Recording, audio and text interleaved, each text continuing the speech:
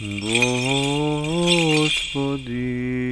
Исусе Христе, Сине Божий, помилуй меня грешного. Возлюбени во Христа Бога, братья и сестры, в името на Отца и Сина и Светлия Дух.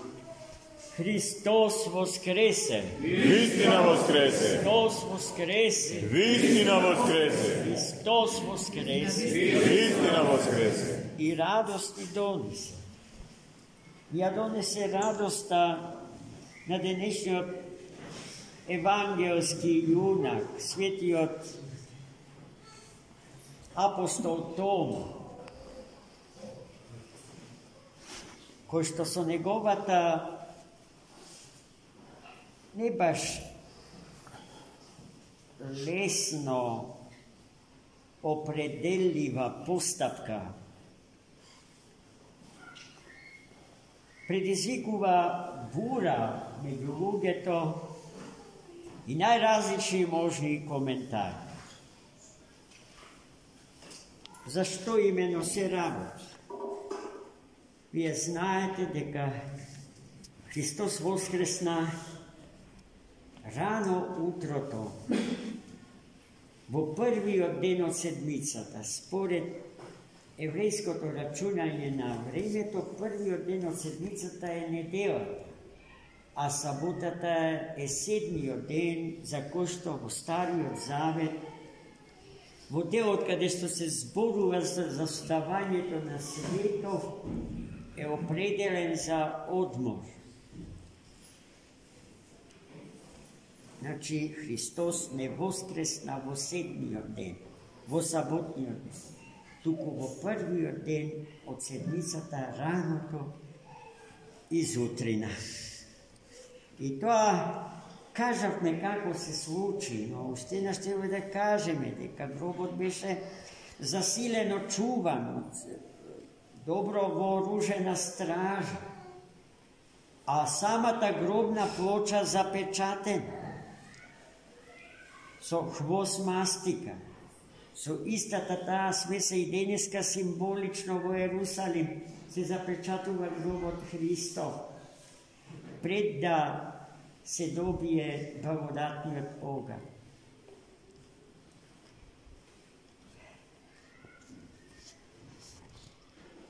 Првата средба што Христос ја имаше веднаш после воскресението, рано утрото, беше средбата со неговите ученици.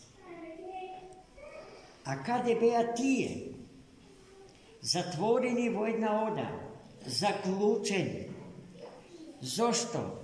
Поради страх од јудеите, од евреите. И Христос во таа просторија, каде што биле сите негови ученици, освен Јуда, предавникот, и по правило еден од апостолите кој што секогаш и секаде доцни, светиот апостол Тома. Христос во таа просторија влегува низ заклучена порта, онака како што се роди од утробата на мајката и онака како што воскресна од гробот без да ја распечати гробната плоча. Така влезе во одаата каде што се собрале преплашените негови ученици, размислувајќи за својата понатамошна судбина. И Христос за да ги разувери сите сомнежи дека таа средба со нив е реална, уште веднаш им ги покажал раните на рацете и нозите своји и раната во ребрата своји. И не само тоа, туку духот нема месо и коски, а јас имам. Имате ли нешто за јадење? тие му принесле парче лепи печена риба. Во таа прва средба со нив, Христос ги кажал зборовите што сите треба да ги знаеме, а која според многу нешта ја определуваат функција на свештеникот во црквата. Да исповеда и да проштева или да не проштева исповедани гревови. Од тоа дали свештеното лице ќе ги прости, зависи дали Господ ќе ни прости. И од тоа дали тоа лице нема да ни ги прости гревовите, имајќи сериозни причини, за тоа се разбира, и Господ нема да ги разврзе. Тоа се зборовите што самиот Христос им ги кажа на светите апостоли. Па гледајте сега колку е одговорна функцијата на свештеникот во животот на црквата, иако неговата функција не се сведува само на тоа. И Христос повторно си отиде. Во меѓувреме пристигна Тома и неговите браќа, другари и пријатели. Апостолите му раскажаа живо за средбата со живиот Христос, со Христа воскреснатиот. Вистина е Тома дека Христос воскресна, брате мои. А тој ги кажа познатите зборови на сомнеж, на скепси. Јас никогаш нема да поверувам во тоа што ми кажувате, додека самиот лично, со мојата рака, не ги допрам раните од клинците на рацете негови, раните од клинците на нозете негови и раните во реброто од копјето, прободено во нив предизвикана рана.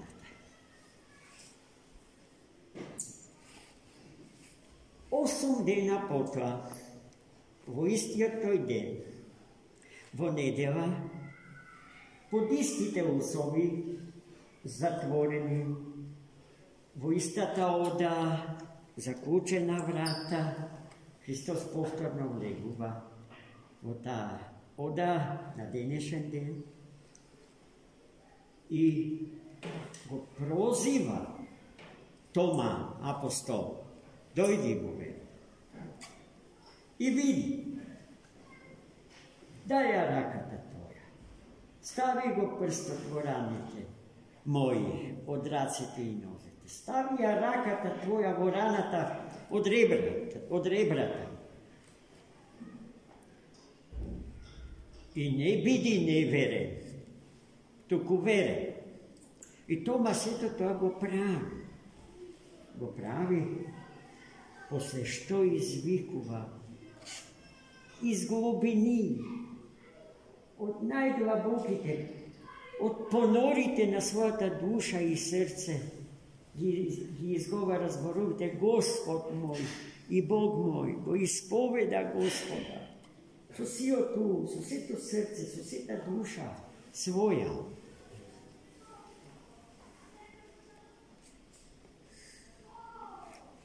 Оваа постапка на светиот апостол Тома е таква што предизвикува разнообразни толкувања. Бидејќи нема човеку што не се наоѓа во постапката на светиот апостол Тома. Но едни во Тома го откриват херојот на атеизмот. Човек кој што не верува, бара докази за да поверува. Други не сметаат дека станува за невера. и барање докази за својата невера, докази за својот атеизам. Туку за човек кој што верува, но бара докази за својата вера. Во таа смисла, Тома не е атеист, не е неверник. Не е човек кој што не знае да знае, не сака да знае за Бога. Тој верува во Господа, ама сака да го види. И затоа Христос, во последната реплика, што апостолот му вели: Тома, ти мене ме виде и поверу, но блазе си им на оние кои што не ме виделе, а поверувале. Значи, тука треба да расчистиме таа дилема, дали светиот апостол Тома е верник или неверник. И ако тоа во нашиот ум биде добро абсолвирано и објаснето и прифатено од нас, тогаш многу лесно и себе си ќе се препознаеме во Тома апостол како луѓе кои што веруваат, ама имаат потреба од докази за својата вера. За воја на вистината треба да се признае дека меѓу нас живеат мнозина на кои што Тома им е симпатичен од спротивниот агол на гледање на нештата. Во него препознаваат атеист кој што трага по докази за својата невера. Но тоа светиот апостол Тома не. Во одредени делови од нашиот живот секој од нас бил тоа што светиот апостол Тома бил во денешното евангелско четење.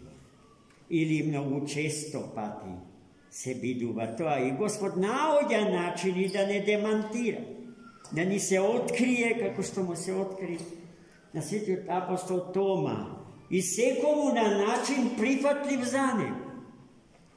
Јас мислам дека секој од нас овде присутен би имал по нешто слично за себе да каже.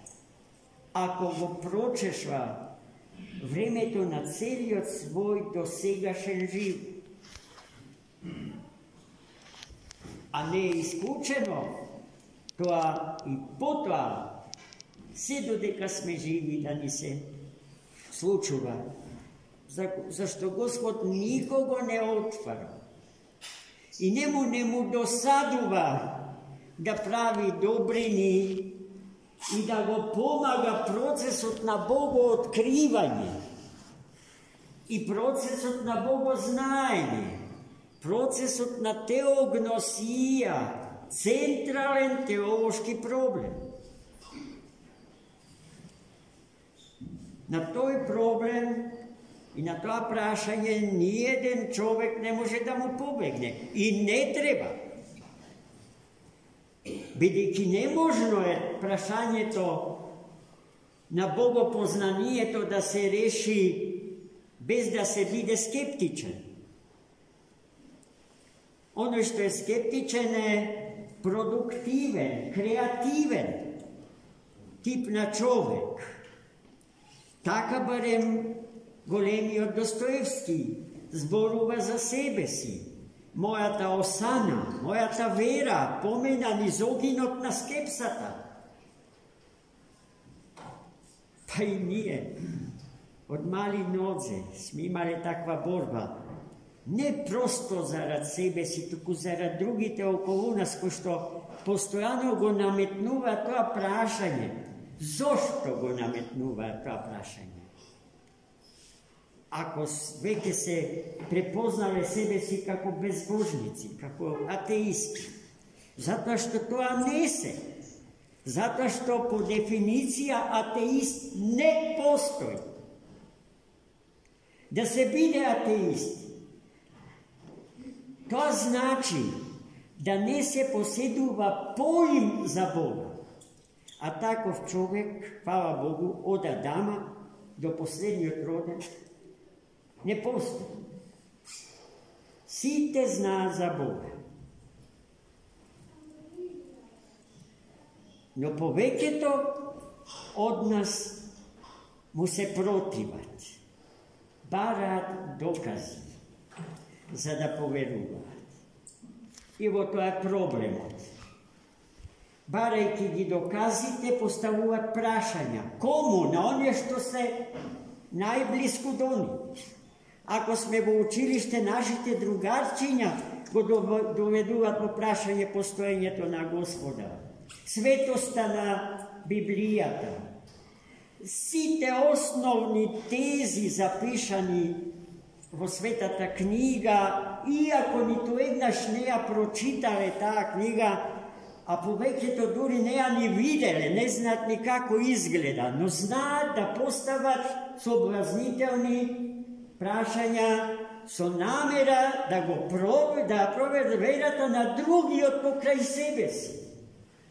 In je morame da ja dumame, da ja mislime ta problematika, od koja što bekstvo nema. Nema čovjek što i pobeg. Najradikalnite begavci od ta tema se samo ubici. A pogolem gref od toj gref nema. To što Dostojevski osoga su njegova ta književna poetika go narekula vraćanje na vleznicata. Da mu ja vratite vleznicata na Boga. No gupati, ostrasnata sedmica kaža, ne zašto je to toliko strašno. Zato što život ti postojenje to i najskapata cena, i najskapata vrednost oka što može da raspolaga jedan čovjek. Ne su morao da živjam, niti su morao da postojam, no živ sum, živjam i postojam. I sve to tamo go dožam na Boga. Zašto togaž Gospod mene me sozda? Zarem moraše? Zarem postoji sila što može Boga da go prisili na to? Sekako deka ne. Pa koja je glavna ta pričina? Što je to što go prisili Boga da ne sozdade nas i sveto? Ljubov ta, braći i sestri. Zato jedan starec, naš sovremenik, veli, ljubov taj posljednji od zbor na čovjeku. Posljednji od zbor. Za da videme dostojinstveni i blagodarni bitija, treba na ljubov ta Božja, koja što je bezuslovna, bezuslovno dadena, sekovu, bezuslovna so ljubav da vrati. Ne zato što Gospod to agobara od nas, ne zato što naša ta ljubav nemo mu treba, toko zato što sve to nam ni treba, zato što bez toga ne sme to što sme. Najstrašna zaguba, braći i sestrije. Život od da go vratite v smrt. Postojenje toho nepostojenje, a bitije toho ne biti. Gledajte, do što ne dovede postapkata na svetoj apostol Toma, otkako ja podloživ me na introspekcija i svojevedna teološka egzegeza, pa i filosofska, pa zemete go Sartar, Heidegger, ovoj od Holandija, kako se vidi? Habermas, to je vse ušte živ i golem filosof.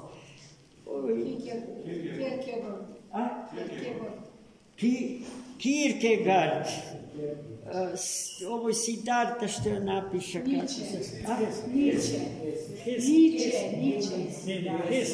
Hesse, Rudolf Hesse. Ба за кого и да се фатиме? Простите ме сега, мојот заборав, амнезија ме напаѓа. И нема философ, пошто него и со златни букви е напишан во историјата на човечката мисла, да не ги поставува овие прашања и да не се обидувал да ги одговори.